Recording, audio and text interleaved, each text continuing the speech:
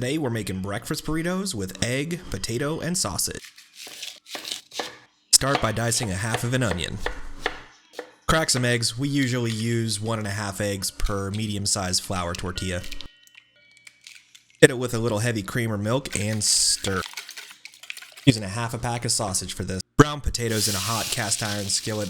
We're using frozen hash browns, but you could use any kind of potato here. Make sure they get nice and crispy before transferring to the cool side of the pan, then add your sausage.